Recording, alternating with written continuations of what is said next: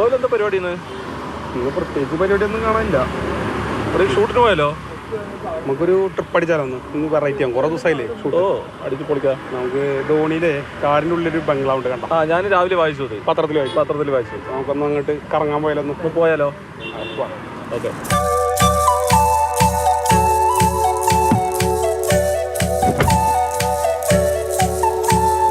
കേറില്ലേ? കേറ്. ആയോ ഏതാ വരുന്നത്?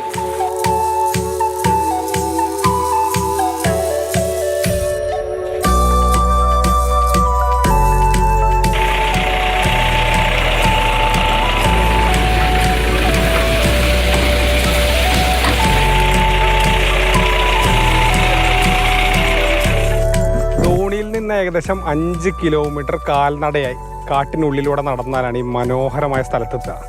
ഇവിടെയാണ്, ഈ കവറക്കുന്നിലാണ് ആ മനോഹരമായ ബ്രിട്ടീഷുകാർ പണ്ട് നിർമ്മിച്ച ബംഗ്ലാവ്. ഇപ്പോൾ അത് പ്രവർത്തന സജ്ജമായിട്ടുണ്ട്.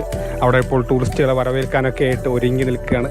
ഇതേ കണ്ടില്ലേ, നമ്മളിപ്പോൾ അവിടെ എത്തി. ഇനി അതിൻ്റെ ഉള്ളിലെ കാഴ്ചകൾ കൂടി ഒന്ന് കാണണം.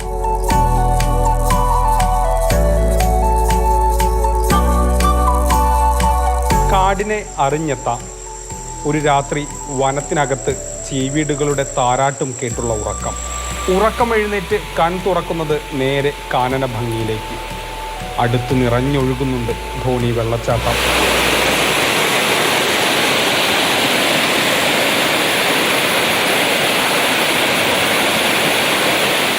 ആയിരത്തി 1921 ബ്രിട്ടീഷുകാർ പണിതീർത്ത ഈ ബംഗ്ലാവ് ഏറെക്കാലമായി അടഞ്ഞിടക്കുകയായിരുന്നു. പിന്നീട് വനം വകുപ്പ് ഇപ്പോൾ നവീകരിച്ചതിന് ശേഷമാണ് ഇത് സഞ്ചാരികൾക്കായി തുറന്നു കൊടുക്കുന്നത്.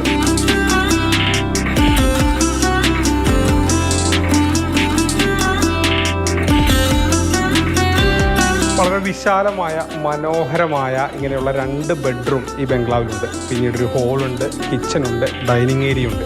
അങ്ങനെ ഒരു കുടുംബത്തിന് ഒരു ദിവസം ചിലവിടാൻ വേണ്ട എല്ലാ തരത്തിലുള്ള സൗകര്യങ്ങളും ഈ ബംഗ്ലാവിലുണ്ട്.